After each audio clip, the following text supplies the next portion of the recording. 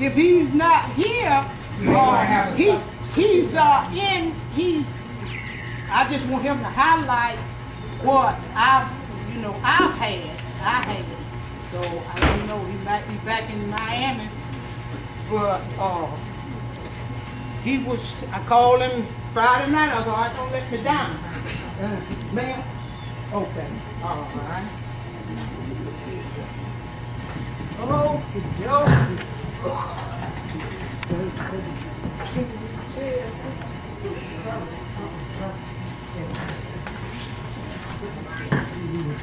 Cece, Lacey didn't hear. Yeah, I don't hear you. So,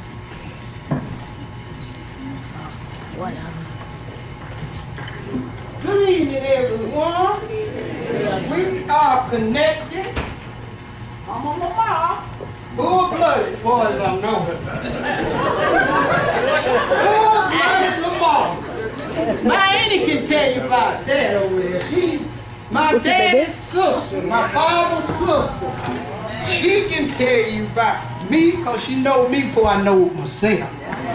But I'm not going to prolong time yapping. This is Members Chapel AME Church. History of the church and pastor. Okay, I worked very hard with this, not just recently, but I've had it on file on my computer. And the best that I could come up with, this church was organized somewhere in the 1877 or 78 or something. And up until 1880, in 78 or up to 1800, I just don't know because we don't have no record of it. But in 1997, the Lord gave me a will to sort of dig up something to see what could I find. But I was a little late because I should have done this before the older ones has passed on and they could have given me more in life. But I did the best I could with what the Lord revealed to me too. I want to tell you, the Lord revealed a lot of this stuff. I should write the history of this church. The members celebrated at that time was 123 years. This anniversary started in 1997, so we was in for 123 counting back, you know, but the 4th year celebration. Today we celebrate 133 or 134 year anniversary of our church.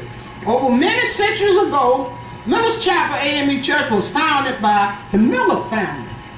Mr. Sam Miller was the founder of Miller's Chapel in somewhere about 1878 or 1880. The original site was across the road on my grandfather's property. It was right over there, where you turn into the present site. The church remained there for many years. There is no actual record when the church began, but we use information from the oldest member that was living at that time, and that was Brother William Terry. The Young family, Walter Young family, deeded this site for the church as a gift. In 1922, the church was moved to its present site. In 1922, well, we got to move to the present site. The cornerstone were laid in I got the right paper here. The cornerstone was laid. Okay, the cornerstone was laid in 1922. That's right. Presiding elder was Reverend Reed. Reverend Griffin was the pastor. Reverend Reed was the presiding elder. In the 20s, the courthouse had a fire and the deeds was lost. And my cousin, she's not with us now, but Leva Walker told me when I was working with this, she was living then, that she said she remembered when that courthouse caught a fire up there. And so I put it in this history course. That's what, when I went to the courthouse, there was no record of when Miller's Chapel was original organized because the deeds got lost during the fire. So So, but anyway, the second deeds was originated in 1939. The second deeds was made, and they are on record today. Reverend Stewart were, the Stewarts were at that time were Tom Lamar, Allen Burks, James Lockhart, Dan Mathis, Sam Graham, Arthur Lowe, and Bishop Lamar, and Novelty Cheever. And the presiding elder at that time was Reverend Reed. Secretary was Reverend Walt Smith. When Brother Walt Smith moved away, Sister Alice Lamar Burks was elected as secretary. Also, there was a one-room schoolhouse on the left here, on the lower end, on the right side of the road. Several members attended this school. The school was named Miller's Chapel Elementary School. The school served our community for education until the late 50s, when all schools closed. When all area schools closed and all the children were busted to Parker Elementary in summer. They would combine them together. Upon completion of the relocation of the church, Reverend Griffin continued to pastor this church through the 20s. In 1932, Reverend Purcell became the pastor. He pastored here for many years until the 40s. Reverend Purcell, under his administration, the church was renovated, roof painted, and windows. All members loved Reverend Purcell, after which he was appointed to the Albany district as presiding elder. Also in the 30s and 40s, the church would have box suppers for fundraising, and some would give bales of cotton. I remember that. And this would be given to the church. In the 40s, the church had the pleasure of having Reverend Tan. I don't know about it. I wasn't born then, I don't think. But I got it from what Mama said. He was an outstanding minister. The church grew. The pastor took in many members. One of the members were Brother Hezekiah Waller. They lived over on Mr. Young's place. Mr. Hezekiah Waller, his wife told him. Brother Hezekiah Waller and others. Stewarts were at that time Bishop Lamar, superintendent of Sunday school, chairman of the Stewart board. Allen Burks, Novelty Cheever, and Mr. Hezekiah Waller, James Lamar, which was my father, and Brother William Terry. Secretary was Sister Alice Burks, was acting secretary, because Mr. Walt had gone when she did, but they hadn't. She said that. Missionaries at that time was Alice Lamar Burks as secretary, Miss Alice Cheever as president of the missionary, Miss Hetty Lane, Miss Emma Terry, Mary Ruth Lamar, my mama, and Sister Eugenia Farrell was the missionaries, and several others I just don't know because I couldn't find them. In the 50s, as the church continued to grow in the 50s, Reverend Jackson was the pastor for about 2 years. In 1953, when the course was organized under the direction of Sister Alice Lamar Burks as president and Sister Margaret Lamar Davis as pianist. Also, the church underwent another renovation. In 1956 and 57, the church was blessed with Reverend Thomas and Miss Thomas. Okay, that's when the Lamar sisters came in. So we used to sing, but I get into that, I got it written out right here. But she organized her and him. He can Reverend, it's not Reverend, but piano player, Robert. Yeah, I want you to talk too, son. Reverend Thomas and Miss Thomas. Reverend Humphrey was the pastor. The presiding elder was at that time, because Reverend Rankin told me, the president, the elder was Reverend Hannah. That's what he said. And we had to report church dues 2-year class leader. That was hot in the 50s. In January of 1958, Reverend Witherspoon from Adel became the pastor. Sister Eloise Snow became the church pianist. Reverend Witherspoon and Miss Witherspoon brought great inspiration to the church by reorganizing the members headed by captains in various departments. Reverend Witherspoon pastored here for 8 years. Then we had, for a while, we had Reverend Devereaux for 8 years. Reverend Devereaux was the presiding elder for this district. Sister Alice Lamar Burks was secretary. Miller's Chapel has had its ups and downs through the years. In 1960, Sister Alice Burke passed away. Well, I got that table there. And Sister Mayther McGarner, which is myself, became the secretary, church secretary. Miss Eloise Snow, Ellen Snow, as pianist. Conference moved Reverend Witherspoon, and the church was without a pastor for a while. But we continued on until the conference sent us a pastor. In 1963, we had the pleasure of Reverend J.L. Raven from America. And also that road was paved out there in 1972. It was a dirt road. And many times I'd be headed to this church and I thought I was going to hit the ditch. That's how I get to going that way. Whoa! Scared the life out of me. I'm going in this time. Sometimes me and my children, both of them here today. Honey, that hill be up there by Miss Old Miller's hill there. That hill was bad. You would slide in the ditch.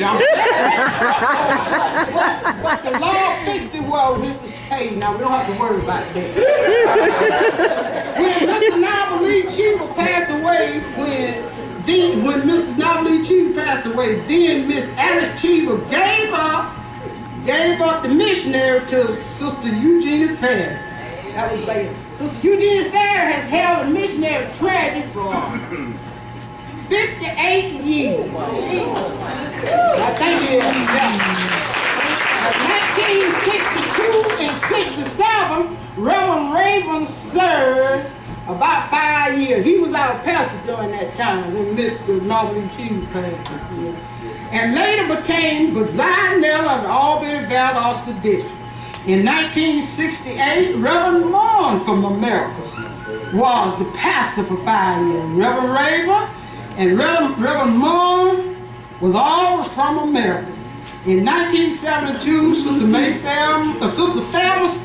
Thelma Burke Stevens was reunited back to Miller's Chapel. She worked hard in all aspects of the church, attending AME conferences, for example, the Queen Contest. She raised more money than all of us, and doing which Sister Thelma Burke Stevens was elected for secretary under Reverend Moore and spearheaded the project to change us from the wood heaters. See that right there? That's where the heater was. You know, back then. The project changed from a wood heater to a space heater. Well, we went half space heater. Well, it didn't like that, so finally we got good enough. We broke the central, both of the air and heat all together. But that's where we came from, when that stove, the big pot there, the stove. And so they didn't want to take it down when they renovated the ceiling. And what they did, they just, fixed it off there and let it stay there for an example of what we came from. She worked very hard for Miller's Chapel, having baby contests, guest day, and also changed the revival to a spring revival and many other activities of the church. While Reverend Moore was the pastor, Brother W.J. Butts united back to the church after serving 35 years in the U.S. Army. In 1973, we had the pleasure of Reverend A.C. Cluckley became pastor. Reverend Cluckley pastored here for 16 years. Under his leadership, the church went major renovation. bathroom, annex. The church was brick, new pews, air conditioning and heating. Also in 1979, Sister Maythelma Lamar Barnes began the first Women's Day under Reverend Clapton. Reverend Clapton was pastoring at Miller's Chapel when he passed away in 1989. Now we are in the 90s. The church has had the pleasure of Reverend Lawrence Green, Reverend Eugene Foster, Reverend Milton Newsom, Reverend James Cleveland II from Valdosta. And in 1996, Brother W.J. Burch passed away. He was our only steward, but we kept on going until 1997. The Lord blessed us with Reverend Clifford Dotson from Valdosta. He was a good guy, he really was. He served Miller's Chapel for 3 years with all his heart. The church has continued progress under Reverend Dotson. Miller's Chapel underwent a major renovation. Also, more church activities during the year. And during the year. For example,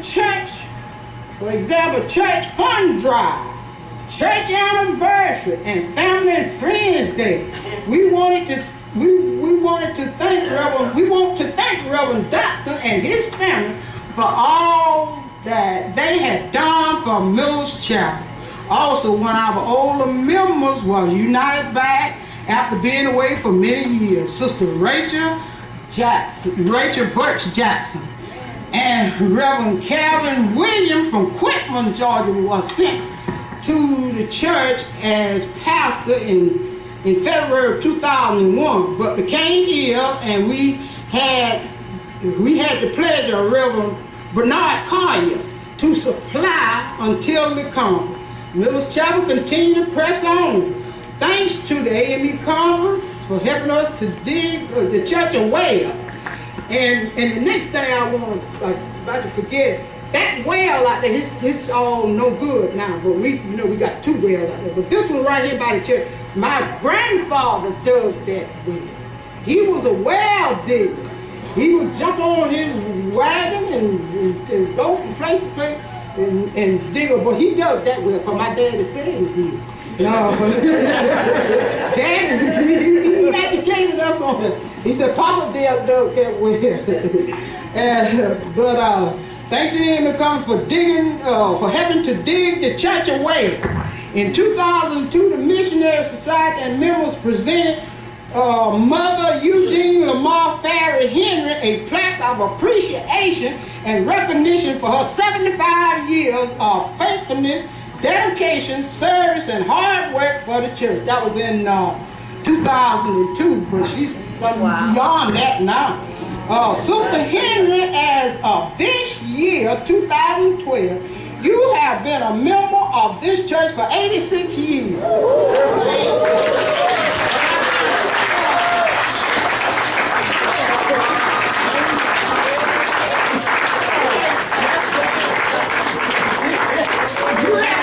You have been a member for 86 years because I counted it up.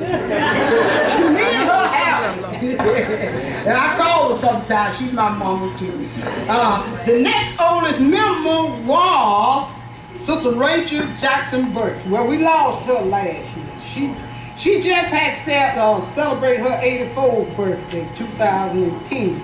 In 2000, okay, then I'm gonna back up now. In 2003, I myself, Maythelma Barnes, had received a plaque for 50 years of service out here.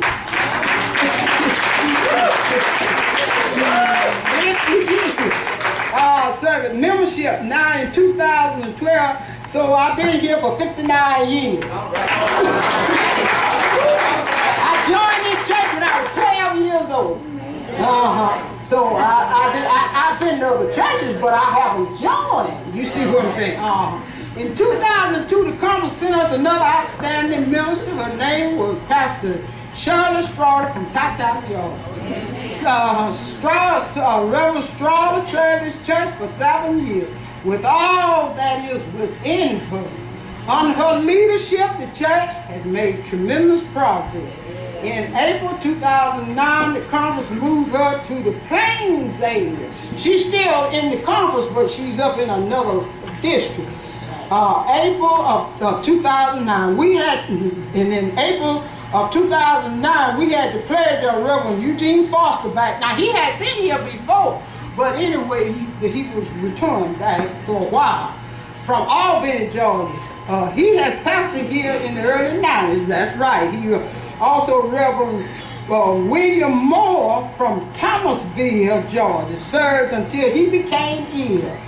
In February, Reverend Raymond Pascal, that was in 2010, he pastored here. He and his family was from Cairo, Georgia.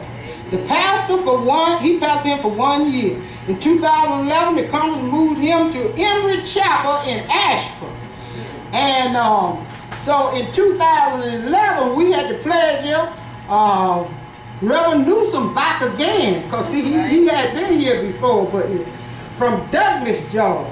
Now, our new pastor serving now, I don't know what she's the interim pastor or what, but it's Reverend Alfreda Williams from Albany, Georgia.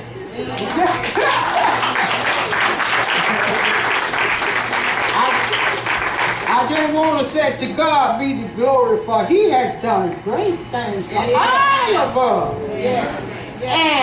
And we need to remind him that we thank him from day to day. Great things, and remember, the Lord did not bring us this far to leave us.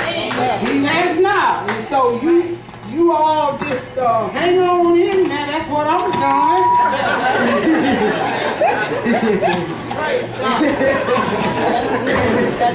Yes, ma'am. Okay, now I'm going to turn this around. I want to give recognition and celebration for, let me get back to the Lamar sister. Mr. Denham, would you get up and you want me,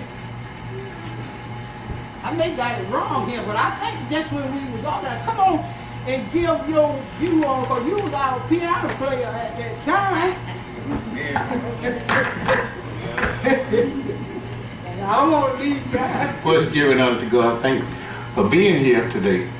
I had no idea this was going to ever happen, because I live in Miami, and this girl messed around and got this girl, you hear what I'm calling, got over to my telephone number some kind of way, and every time the phone rang, it was her. We want you up there, we want you there, we want to come back in the original. I said, listen, do you know how far it is from Miami to Summer? Well, we don't care about that. You need to come. So, about 2 weeks ago, she called me so much, I quit answering the phone. She leave a message on the phone, I said, I ain't gonna call. So one day, she called, she said, would you please do this for us? I said, yeah, that's okay. I'ma come. And even on the way here, the phone just kept ringing. Kept ringing. Are you coming? I said, I'm on my way. I can't fly. So when I got here, I was at my niece's house. So she called, are you here? I said, yeah, I'm here. Where are you? I said, I'm at my niece's house. Where she live at? I said, don't worry about that. So we got together on the Saturday and we went over a few songs. And I said, you know something, it's been a long time. I said, the last time I saw some of you all was 1958. But we used to sing, we used to broadcast at Tifton every Sunday morning for Milton's funeral home. And we've been to a lot of places. We have sung for open up groups, like the Davis Sisters, all this. We used to, we had a very good group. We could sing then and we had good voices. But don't expect too much now. And I thank for being here now, because we ain't got it no more. But we had it. So we was all young and doing what the Lord wanted us to do. And I have enjoyed here so much today, so this far. So we're gonna keep on keeping on. Thank you.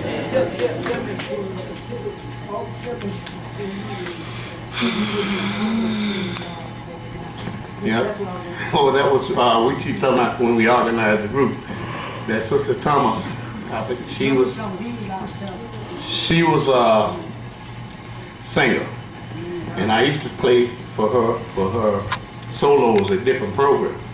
So she heard these girls sing, she said, why don't we organize a group? I said, a group? She said, yeah. I said, you know them, so you be up there around Sumner playing piano. Because I remember mine, all that Baptist church over up here. So my dad was the pastor. And I said, well, I'll talk to him and see. So finally we got together. Yeah, we'll sing. Her cousin, Miss Gussie Pearl, and Carrie, and Dorothy. All those are gone, but we are still here. And we organized and we started singing. And we came here and rehearsed. We was going to Jacksonville, and we came to this church. It was wood then. And we was rehearsing. Her daddy was trying to fix a tape or something over here, and we was trying to make a tape for the radio station because we were going to be here. And he started banging on the thing by the time we got started singing. So she said, Dad, I said, the thing gonna be on the tape. He said, no, it ain't. So we had to go back over the whole tape, because the minute he got that playing, when he started beating with that hammer, you could hear it. So we was here an hour longer than we were supposed to be in, but we got it done. But we have, kind of kept in contact with each other for over the years. So I thank you for being here today. I hope I can be here another time you have your anniversary. Thank you.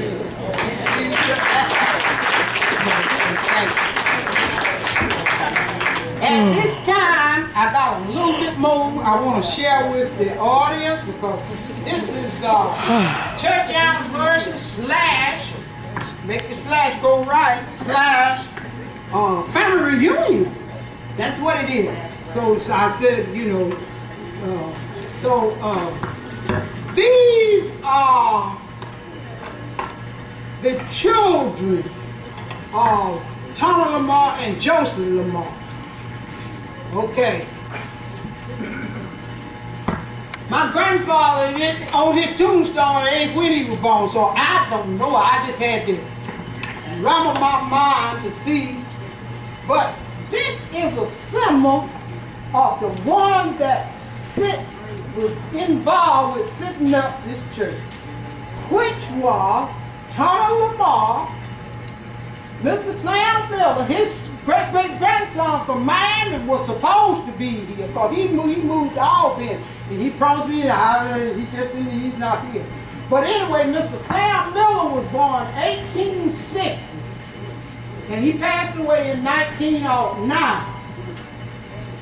And I'm not sure who came up with the idea of setting up a church, but I think it was Mr. Sam Miller, and he pulled my grandfather in there with it. So Tom Lamar, he was involved with it. So he said he was 84, 85, but I got his age is 84. Okay, Thomas Lamar's children, he had 13 children. Plus he raised some of his brother's children. I don't know who all it is. My aunt, she's gone out. But anyway, Thomas Lamar's children were Carrie Mae Lamar Walker. She was the oldest one of his. Mamie Lamar. Is any descendants here from Mamie? Because they are north. I don't think so. Lonnie Lamar. That was a brother. That was one of their children. But he passed away at a very young age. That's what was told to me. Now, that was my dad. Ida Mae Lamar. See, Philadelphia back there. There's no one here to represent them. Ardelia Lamar. Nobody here from them. Okay, Bishop Lamar. Alvin was supposed to be here. There he is! Okay, Bishop Lamar. Okay, now, cuz, I want you to tell me how many generations you got grandchildren, right?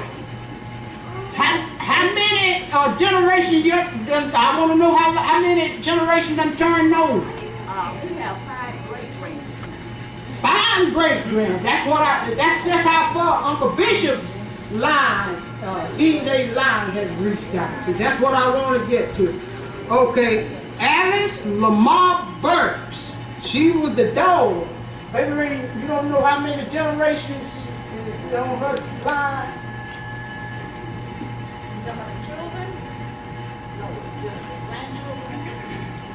How many generations? You know, every time a child born, that's another generation. Five or six. Okay then. Well, she's the granddaughter. She's the granddaughter of Alice Lamar Burks. Okay. Okay, Sister Margaret Davis. How many you can stand up? This is Aunt Margaret's son. Do you know how many generations that? I'm gonna guess about 4 or 5. Generations done turned over. Right. 4 or 5. Possibly 6, but Yeah. I'll stick around 4 or 5. 4 or 5. Well, you know the Bible said after the 4th generation. Y'all know what the Bible said after the generation, after about the 4th generation, it's no longer. Now. Yeah, well, we gonna carry them right on. That's what we're gonna do. Okay. All right. That's Sister Margaret Day. That's one of Turner Lamar's daughters. Okay, Georgie Lamar.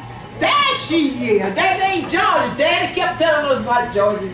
How many generations ain't Georgie is from leading from Aunt Georgie's grandchildren? Yep, there are 5 generations. 5 generations. Yes. Ain't that some blessing? I'm telling you.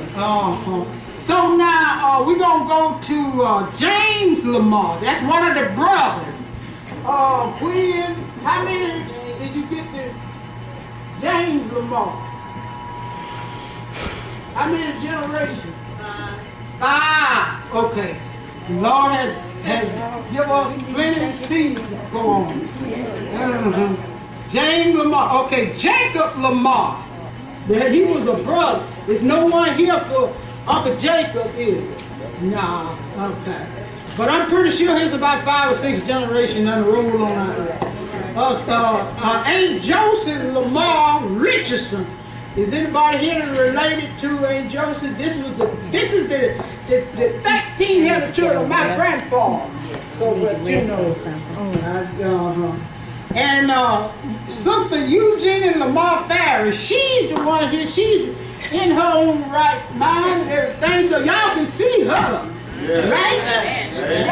Right. So that's the end. She was the baby. She was the last in Turner Lamar's children. He had 13 or 14. That gets there. The Lamar sisters was organized in 1955. And our piano player is blessed. He's still with us. In 1955, under the direction of Miss Thomas, she was the pastor's wife, and she the one organized it. Reverend Denham was his father, and was the piano player. He is here today. The Lamar sisters started with this church course under the direction of Sister Alice Lamar Burks and Sister Margaret Davis as a musician. That's where we started from. And we sung at the auditorium in Albany when Aretha Franklin and Reverend Franklin was there that night. It's been way back yonder. And then we had a program at Jacksonville, Florida. And we went down there and told things good. We was rough, but and then every Sunday morning at 7 o'clock, WTIF radio, that was back then, you know, they tore it down now. In Tifton, every Sunday morning we would sing. And our theme song was Touch Me, Lord Jesus.